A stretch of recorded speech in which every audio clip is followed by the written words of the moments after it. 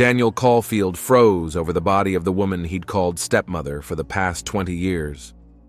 Marianne Holt's slender fingers were unnaturally spread, and her once impeccably styled brown hair was strewn across the marble kitchen floor of their family mansion in Regency. The gun, his father's .45 caliber Colt, was still warm in his hand. Daniel's shirt, snow white only an hour ago, was now splattered with bloodstains. He stared at them with a kind of detached curiosity, as if those scarlet splatters didn't belong to a person, but were part of some scientific experiment.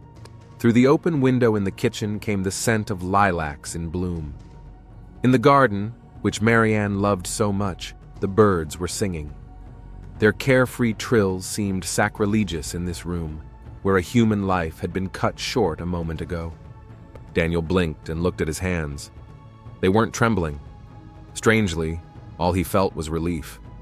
29 years old, a graduate of the Wharton School of Business, a hopeful investment broker, and now a murderer. Ridiculous. In the last 2 hours, the world he knew had crumbled like a house of cards. 2 file folders of documents had turned everything upside down. He pulled his cell phone out of his pocket and dialed 3 numbers. 9111, what's your emergency? I killed my stepmother. Come to the address at 18 Oak Street. Daniel Caulfield. I'll be waiting. He disconnected the phone and sat down at the kitchen table. The hands of the clock, set over the oven by his father 10 years ago, showed 6:30 in the evening. How many times had he sat at this table while Marianne cooked dinner? How many times had she poured him a refill, smiling her trademark smile that always made him feel strangely uncomfortable? Martin Brown, he said aloud, tasting the name. You were Martin, bloody Martin Brown. The police arrived 8 minutes later. Daniel could hear the sirens from far away. Regency, Ohio, rarely had anything more serious than minor hooliganism. A murder here was the event of the decade. 2 patrolmen with guns at the ready were the first to burst in. Seeing Daniel sitting at the desk with a gun lying in front of him and a body on the floor, they acted quickly and decisively. A minute later, his hands were in handcuffs, and a plainclothes detective was examining the crime scene. Detective Alex Riley, homicide. A tall, dark-skinned, middle-aged man introduced himself. His eyes, tired and shrewd, quickly assessed the situation. Are you Daniel Caulfield? Yes, Daniel replied as he watched the forensics team photograph Marianne's body. You called the police and confessed to the murder of Marianne Holt, is that correct? She's not Marianne Holt, Daniel replied sharply. She's Martin Brown, Martin Bloody Brown. Detective Riley raised an eyebrow, but his face remained impenetrable. Can you explain? 20 years, Daniel said, and there was an icy fury in his voice. 20 years this monster lived with my father. Pretended to be a woman. Pretended to be a loving wife. Mr. Caulfield, I'm going to have to read you your rights. After the formalities, Riley turned to Daniel again. Tell me what happened. She was Martin Brown, my father's business partner. They started the company together 25 years ago. Then they had a violent argument, and Martin supposedly died in a car accident. Then a year later, Marianne Holt shows up. And you know what?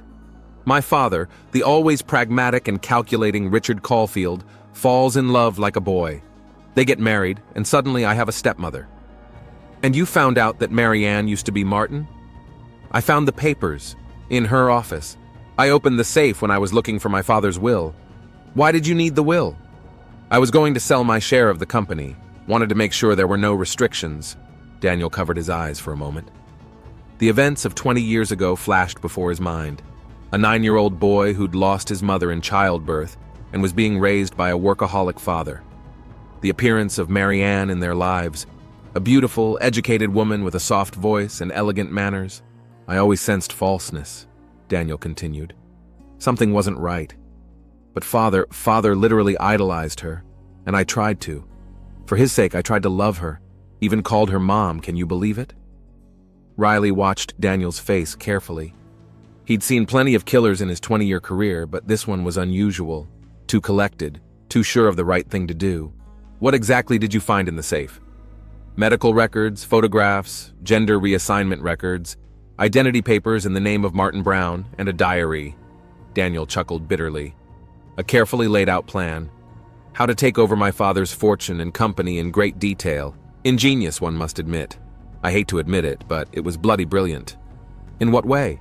Martin and my father started the company together. After an argument, his father bought out his share, but at an obviously undervalued price.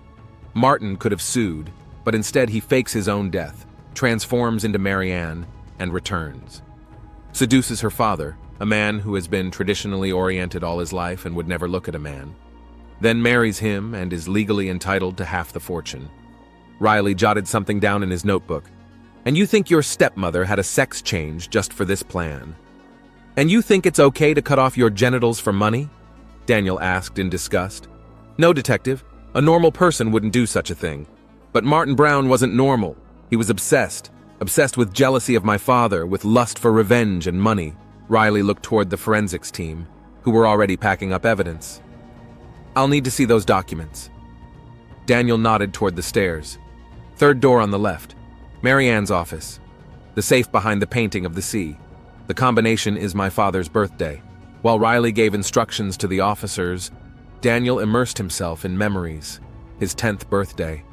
Marianne giving him the golden retriever puppy he'd dreamed of for so long, but his father thought a dog was too much responsibility. 13th birthday. Marianne teaches him to dance before the school ball, patiently showing him the moves over and over.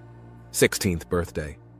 Marianne defends him to his father when he finds out about the wrecked car. All lies, all these years, nothing but pretense and lies. Mr. Caulfield, Riley's voice brought him back to reality. We found the documents you mentioned. They will be brought to the station as evidence. I killed him because he cheated on my father for 20 years, Daniel said firmly. Because he used him. Because he stole my real family from me. Riley scrutinized the suspect's face. Your father right now would be 64. He died 4 years ago, lung cancer. And all these years after his death, you lived with your stepmother? No. I lived in New York for the last 6 years. Only came back a month ago to deal with the sale of my share of the company. Daniel was led away in a police car while Detective Riley remained at the scene. He went up to Marianne Holt's office where officers had already retrieved the contents of the safe. On the polished oak desk were 2 file folders, a leather-bound diary, and several photographs. Riley put on gloves and carefully opened the first folder. Inside were documents about gender dysphoria, dated 22 years earlier, medical reports, prescriptions for hormone therapy, therapist notes confirming the agonizing condition of a patient who didn't feel in her body. The second folder contained the partnership papers of Richard Caulfield and Martin Brown, contracts, financial statements, a share buyout agreement. Riley was particularly interested in one photograph, 2 young men embracing each other by the shoulders against the background of an office building with a sign, Caulfield and Brown Investment Solutions. They were smiling, happy, full of hopes. One of them, tall with brown hair, was clearly Daniel's father. Same strong-willed face, same deep-set eyes. The other was a lean man with soft features, presumably Martin Brown. Riley shifted his gaze to the diary. The first entry was dated 23 years earlier. Today, I failed to tell Richard again. How do I explain to my best friend and business partner that deep down, I've always felt like a woman? Subsequent entries revealed the story of a man desperately struggling with his own identity. May 15th, year 2002. Richard was talking about his son again today, about what a real man he would grow up to be. I wonder what he'd say if he found out his partner didn't feel like a real man. That every morning I look in the mirror and see someone else's face? Riley flipped through several pages and settled on an entry dated shortly before Martin's supposed death. June 20th, the year 2003. Richard and I had a violent fight. He'll never understand. Could this be a sign? A chance to start a new life? To finally be myself, the Marianne I've dreamed of all my life? The detective closed the diary thoughtfully. From what he'd read, a plan for a financial takeover didn't seem to be emerging. More like the story of a man who used the breakup of a business relationship as an opportunity for personal transformation. Somewhere in there lay the truth between Daniel's tough, uncompromising account and the confessional lines of Marianne's diary. Riley sighed. There was a long investigation ahead. For now, he needed to talk to the late Richard Caulfield's sister, Olivia, and the family's former attorney, Victor Stone. Perhaps they could help shed some light on this convoluted story. The killer waited in his cell, the victim lay in the morgue, and between them stretched an abyss of lies, secrets, and misunderstandings 20 years long. The Regency police station smelled of stale coffee and despair. Detective Alex Riley sat at his desk, piled with files of documents from the Caulfield house. It had been 24 hours since Marianne Holt's murder, and the only suspect remained her stepson, Daniel Caulfield, who hadn't even denied his guilt. Riley rubbed his temples. Most detectives dreamed of cases like this, a clean confession, an obvious motive, no doubt. But something about this story kept him on edge. He opened Marianne's diary again, which had been found in the safe, and reread the entry, dated July 18, 2003. Marianne was born today. Martin is a thing of the past. I feel truly alive for the first time. Free. Even the pain from the surgery feels like a release. I know I'll never go back, no matter what happens. Those words didn't sound like the calculated plan of a con man plotting a financial scam. They were the cry of a man who had finally found himself. But Daniel Caulfield was unshakable in his conviction that his stepmother's sex change was just part of an elaborate plan to take over his father's business. The phone rang. The secretary announced that Victor Stone, Richard Caulfield's former attorney, had arrived for questioning. Victor Stone appeared to be a gaunt man of 65 with gray hair and attentive blue eyes. Despite the summer heat, he was dressed in an immaculate three-piece suit. "Thank you for agreeing to come, Mr. Stone," Riley began after the formalities. "I hardly had a choice, Detective," Stone remarked dryly, adjusting his cuffs. "What exactly are you interested in? You've been Richard Caulfield's lawyer for over 30 years, and I understand you handled the legal arrangements for his partnership with Martin Brown?" Stone nodded. That was in '98. Two ambitious young men decided to conquer the financial world of Ohio. And, it must be said, they were pretty good at it. Within 5 years, their investment company had become one of the top investment firms in the state. What happened between them? Why did the partnership dissolve? Stone was silent for a long time, as if weighing each word. Richard was a complicated man, Detective, a brilliant financier, but sometimes uncompromising. Martin was the complete opposite, gentle, sensitive. He brought a human dimension to their business. The clients adored him. But he had personal problems. Richard didn't have much tolerance for anything that distracted from the work. Riley leaned forward. "What kind of problems did Martin Brown have?" Stone hesitated. "I'm bound by attorney-client privilege, Detective, even after 20 years. Mr. Stone, this is about murder. Your client is dead, as is his spouse. The only living member of the Caulfield family sits in a cell on a murder charge. Don't you think it's time for some secrets to come out?" Stone sighed. Martin suffered from a deep depression, and from what I understand, from gender dysphoria, though we didn't use that term at the time. Did he talk to Richard about it? Not directly, but Richard wasn't blind. I think he had a hunch, and that complicated their relationship. What happened in 2003? Why did they finally break up? Martin wanted to make changes to their partnership agreement, more flexible hours, the ability to do charity work. Richard saw it as weakness, as a betrayal of their common cause. The conversation turned into a scandal. And then Martin supposedly died in a car accident? His car was found wrecked at the bottom of a ravine. No body was found, presumably swept away by the river. Richard was devastated. Despite their differences, they'd been close friends for almost 10 years. Riley opened a folder of photos. And a year after that, Marianne Holt came into Richard's life. "Yes, I remember him bringing her to the company Christmas party. She was striking, educated, sophisticated. Everyone was charmed." "You didn't notice any similarities between her and Martin Brown?" Stone smiled slightly. "Detective, have you ever seen a person before and after a successful transgender transition with full hormone therapy? The differences can be substantial. And yet you didn't get suspicious?" "I'm a lawyer. It's my job to notice details. There was something in her eyes, in the way she spoke, but I never voiced my suspicions to Richard." "Why?" "Because he was happy, truly happy, for the first time in years. Even Daniel, who lost his mother at birth and had always been a withdrawn child, began to thaw around her. Riley made a note in his notebook. You think Martin, came back for revenge? To take over the company? Stone looked at the detective for a long moment. No, he said at last. I think she came back because she loved Richard. Always had. After questioning Stone, Riley headed for the holding cell. Daniel Caulfield sat on a narrow bunk, his back against the wall, with an absent expression on his face. Good morning, Mr. Caulfield, Riley said as he entered the cell. How are you feeling? Like a man who finally ripped the mask off the monster, Daniel replied calmly. Have you read the diary? Yes, it doesn't support your theory of financial fraud. Daniel grinned. Of course it does. Did you think he'd leave direct evidence? Martin Brown was a genius, a diabolical genius. The diary is part of the cover-up. If he was ever exposed, he could play the mental anguish card. Riley sat down in the only chair in the cell. Mr. Caulfield, I've been talking to Victor Stone.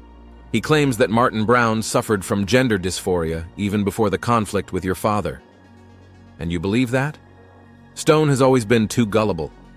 I can show you the real proof. Like what? Daniel leaned forward, his eyes glittering feverishly. Coincidences. Too many coincidences. Look, Martin dies in June 2003. Marianne first appears in Regency Society in September 2004. 15 months is just enough time for all the surgeries and recovery. She meets her father ostensibly by chance, at a charity event sponsored by his company. Convenient, huh? Riley listened silently. Then, less than a year later, they get married. Dad rewrites his will. In the event of his death, 50% of the company goes to Marianne, 30% to me, and 20% to charity. But there's a condition. I can only sell my share with Marianne's consent until I turn 30. And you'll be 30 soon, Riley remarked. In 3 months, Daniel nodded. Once I turn 30, I can sell my share without her consent, and the company is worth 10 times as much now as it was when my father died. That's why I looked for the original will. I wanted to make sure there were no other restrictions, and instead I found evidence of years of deception. Riley tapped his pencil thoughtfully on his notepad. That's it? Your evidence is built only on coincidences? Daniel smiled, but his smile didn't touch his eyes. Oh no, detective. I've dug a little deeper. Did you know that Martin Brown was born on March 3rd and Marianne Holt was born on March 7th? That's only 4 days apart. Convenient for someone creating a new identity. Less chance of accidentally slipping up their birthday. It could have been a coincidence. What about the fact that they both graduated from Northwestern University, that both were the only children in the family, that both lost their parents at an early age? Riley admitted that these were indeed strange coincidences. But most importantly, Daniel continued, lowering his voice, I found the bank statements. After Martin's death, his $2 million life insurance policy was supposed to go to his only relative, his aunt, but she died just a month before he did. The money went to a charity called New Life. Guess who was the founder of that foundation? Marianne Holt. She founded it a month before she first met my father. Riley made a note in his notebook. I'll verify that information. Verify it, and you'll see that I'm right. Martin Brown didn't just change his gender because of some dysphoria. He created the perfect scam. Using my father, he took back what he thought was rightfully his, half the company, and he got his revenge at the same time. After talking to Daniel, Riley headed over to Olivia Caulfield, the late Richard's sister.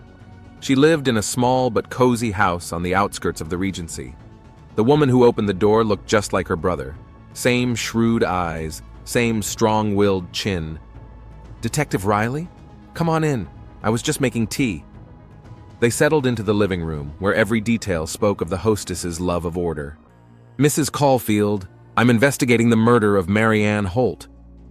A terrible tragedy, Olivia shook her head. I can't believe Daniel. He's always been a complicated kid, but murder? He claims that Marianne was actually Martin Brown, his father's former business partner who faked his death, had a sex change, and came back to swindle the company.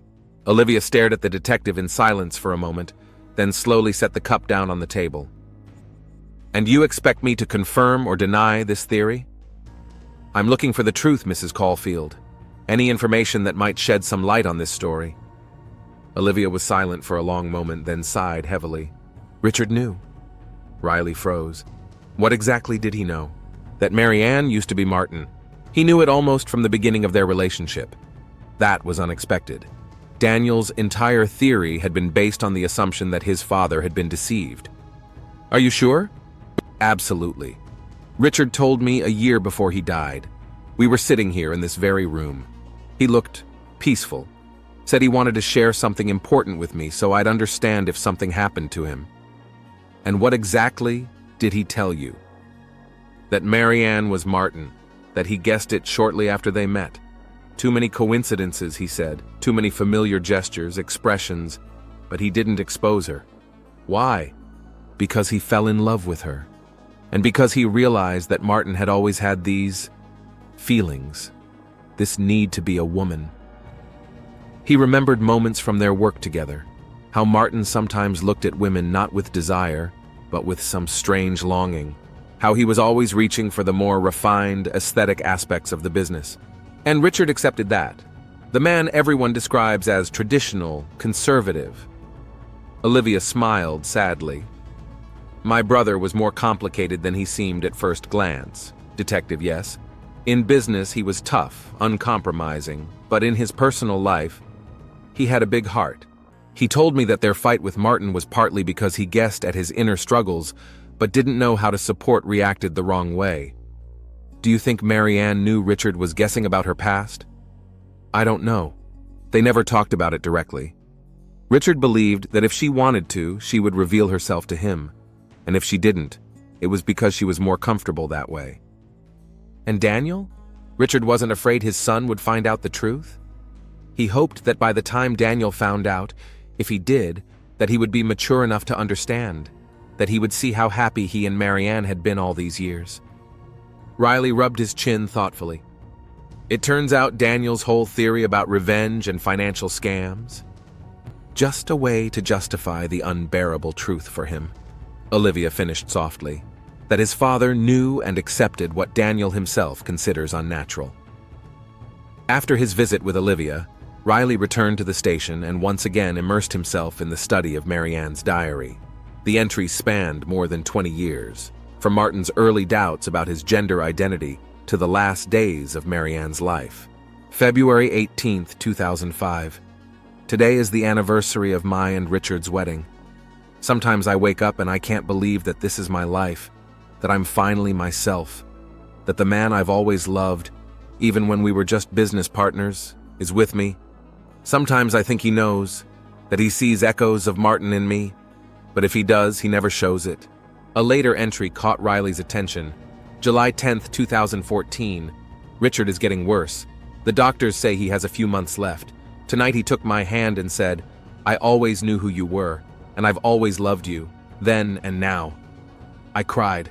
We both cried. 20 years of mystery, and in the end it turned out there was no mystery. Only love. Another entry, dated a month ago. May 22, 2025. Daniel returned from New York. Says he wants to sell his share of the company. I don't mind. It's his right, but something in his eyes worries me. He was always a sensitive boy, too attached to his father. I loved him like my own son, but I always felt a barrier. Maybe he felt I was an outsider. Maybe he subconsciously guessed. Sometimes I wonder if I should have told him the truth after Richard's death. But how can one explain what one doesn't want to understand? The last entry was made the day before the murder. June 18, 2025. Something happened. Daniel looked at me differently today. Cold, studious. He was in my office when I got back from the charity luncheon. Said he was looking for some papers. I'm afraid he found more than he was looking for. I'll talk to him tomorrow. I'll tell him everything. About who I was. How I loved his father, always. Even when I was Martin. How I've loved him all these years. I hope he'll understand. I hope he's ready. Riley closed the journal and leaned back in his chair. If these entries were to be believed, Marianne had indeed suffered from gender dysphoria long before her conflict with Richard. Her return as a woman was not part of a revenge plan or a financial scam. This was a man who had found the courage to be the person he had always felt he was. But now he had to talk to Daniel again. Show him the journal, tell him about his conversation with Olivia. make him see the other side of the story. In his cell, Daniel met him with the same impenetrable gaze. "I talked to your aunt," Riley began. "And what did good Aunt Olivia tell you?" Daniel asked coldly. "She said that your father knew, that Marianne was Martin, knew almost from the beginning of their relationship." Daniel stiffened but quickly pulled himself together. "Nonsense. Father would never—" "He told her about it a year before he died, said he loved Marianne despite her past, or maybe it was because of him, because she'd always been a part of his life." "Lies!" Daniel jumped up from his bunk. "Father would never. He couldn't. I also scrutinized your stepmother's journal. There's not a word in there about a revenge plan or a financial scam. Just the story of a man who struggled with his gender identity all his life. Who loved your father back when he was still Martin, but couldn't express those feelings. It's all fake." Daniel sounded like he was choking. "Part of the plan. Martin set it all up, created a fake diary, manipulated Olivia. Why, Mr. Caulfield? Why go to all this trouble? If Martin just wanted his share of the company back, he could have sued. He had every reason to challenge the deal with your father." No, you don't understand. This wasn't just a business. It was an obsession. He was obsessed with my father, wanted to take everything from him, the company, the family. Take his place, become him." Riley stared at Daniel in silence. His eyes glittered feverishly, sweat beading on his forehead. In front of him was a man desperately clinging to his version of reality because the alternative was unbearable. "Mr. Caulfield, you killed a man who took care of you for 20 years, who from all evidence genuinely loved your father, who wanted to talk to you, to explain himself when he realized you had discovered the truth." "He was a monster," Daniel whispered. "A pervert, a deceiver. She was a woman who found the courage to be herself, and a man who loved you like a son." Daniel turned his back to the wall. His shoulders were shaking, but Riley couldn't tell if it was from rage or held back sobs. "You can continue to believe your conspiracy theory, Mr. Caulfield, but the facts tell a different story, and the court will hear those facts." As Riley was about to leave, Daniel suddenly spoke, quietly, as if to himself. "You know what the worst part is, Detective? It's not that he lied to his father, it's that the father might have accepted, could love him knowing the truth, that all my childhood, all our talk about what a real man should be, it was all a lie." Riley realized that behind Daniel's rage was a deep confusion. His world, built on certain beliefs, had crumbled, and it was easier to believe in a conspiracy theory than to admit that his father could love a transgender woman, a person who used to be a man. "Sometimes the truth is more complicated than we want it to be, Mr. Caulfield," Riley said quietly. "And sometimes love is stronger than our prejudices." Stepping out of the cell, the detective went over the case file once more. Victor Stone and Olivia Caulfield's testimony, Marianne's diary, medical records of gender dysphoria and transgender transition. Everything pointed to the fact that Marianne Holt had indeed once been Martin Brown. But there was no evidence of a financial scam or revenge plan. Just the story of a man who 20 years ago found the courage to start a new life, and another man who couldn't accept that truth and turned it into a conspiracy theory to justify his actions and his hatred. There was a trial ahead, and Riley knew that despite all the evidence gathered, the hardest part wouldn't be proving Daniel Caulfield's guilt. He'd confessed to the murder himself. The hardest part would be getting the jury to see the human tragedy behind the crime. A tragedy of misunderstanding, prejudice, and fear. The Regency County Courthouse was filled to capacity on the first day of Daniel Caulfield's trial. The murder of Marianne Holt had shaken the small town from a localized sensation to a story picked up by the national media. Not only locals flocked to the courthouse, but also journalists, LGBT activists, conservative groups, everyone affected by the tragedy. Detective Alex Riley sat in the front row of the courtroom, watching Daniel Caulfield enter with a security escort. In the 2 weeks since his arrest, Daniel had become gaunt, but he held himself upright, head held high. His gaze lingers on Riley for a moment, cold, impenetrable. In that time, the detective had amassed an impressive amount of evidence. He'd traced Martin Brown's entire path after faking his own death. Medical records from the clinic in Chicago where he'd begun hormone therapy, name change documents, the Cincinnati apartment where Marianne had lived for the first year after completing the transition. But the most important revelation was how Richard and Marianne met again. Contrary to Daniel's assertions, their meeting had actually been accidental. Riley had found the old organizer of the fundraiser where they had met. Marianne was there at the invitation of a mutual acquaintance, having no idea that Richard would be sponsoring the event. The prosecution calls Detective Alex Riley. The prosecutor's voice brought him back to reality. After being sworn in, Riley took the witness stand. The prosecutor, Janet Pierce, an energetic woman of 45, began her questioning. "Detective Riley, tell the court your initial findings when you arrived at the scene of the crime," she said. "In the kitchen of a house on 18 Oak Street, I discovered the body of Marianne Holt with a gunshot wound to the chest. The defendant, Daniel Caulfield, was also located there. He voluntarily surrendered to the arriving officers and immediately confessed to the murder. What was his explanation of this act?" Mr. Caulfield stated that he killed his stepmother after discovering that she had previously been a man named Martin Brown, his father's business partner. He claimed that Martin faked his death, changed his gender, and returned as Marianne for the sole purpose of swindling Richard Caulfield out of his company and fortune. "And what evidence have you discovered to support or refute this theory?" Riley detailed the documents he had found. Medical records of gender dysphoria dating well before the conflict between Richard and Martin, a diary covering over 20 years of his life, the testimony of Victor Stone and Olivia Caulfield.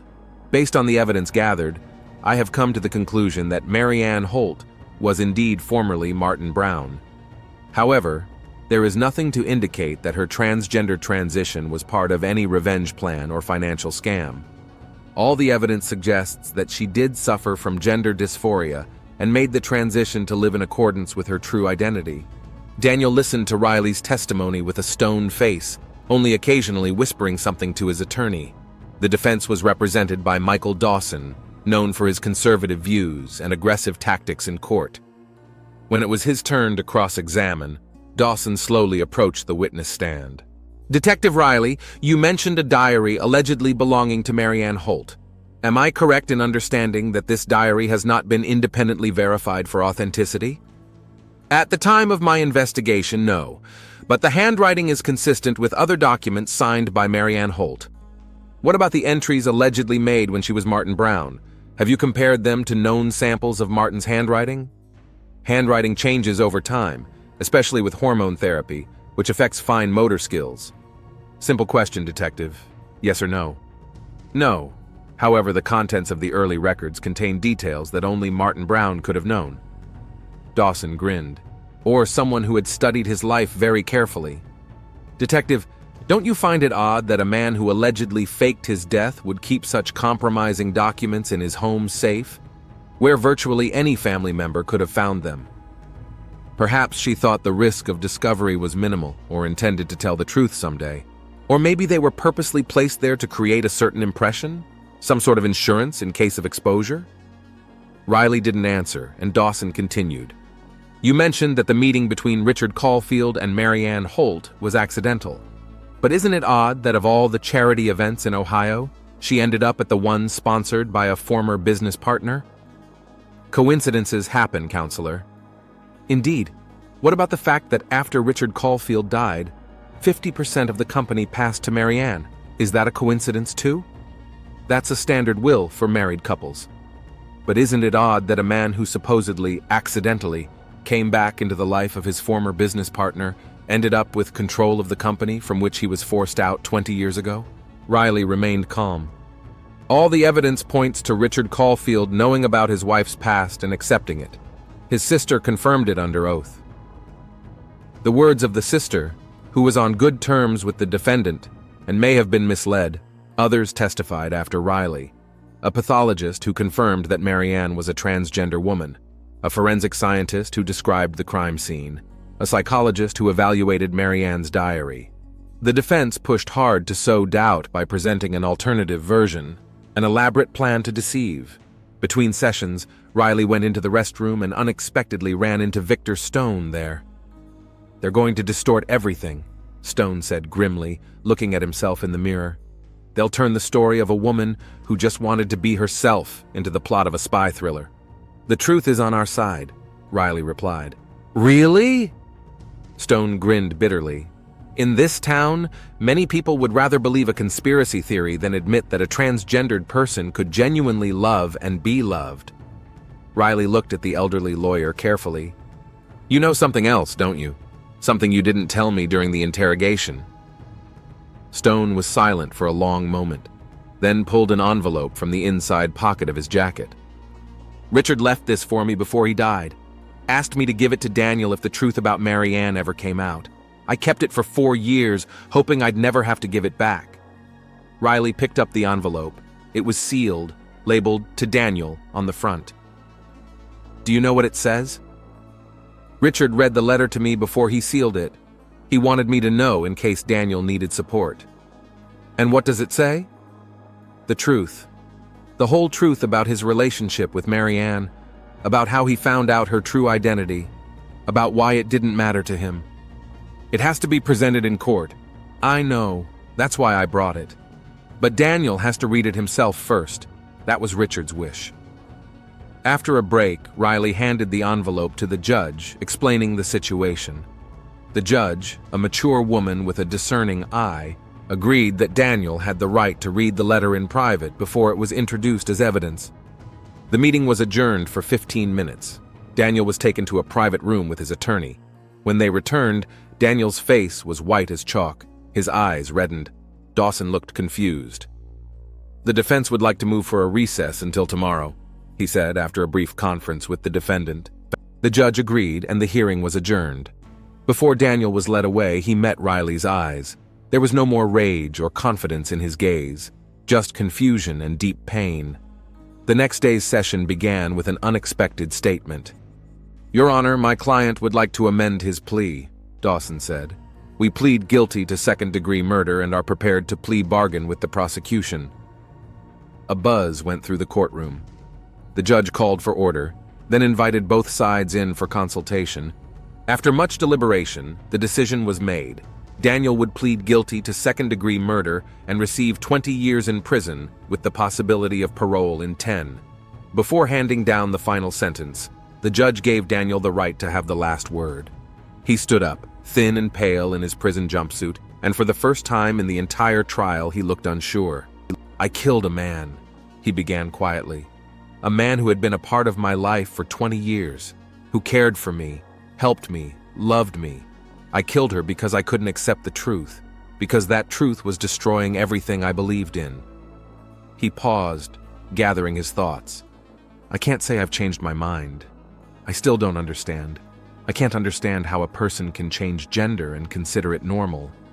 But I recognize that I had no right to take her life for it.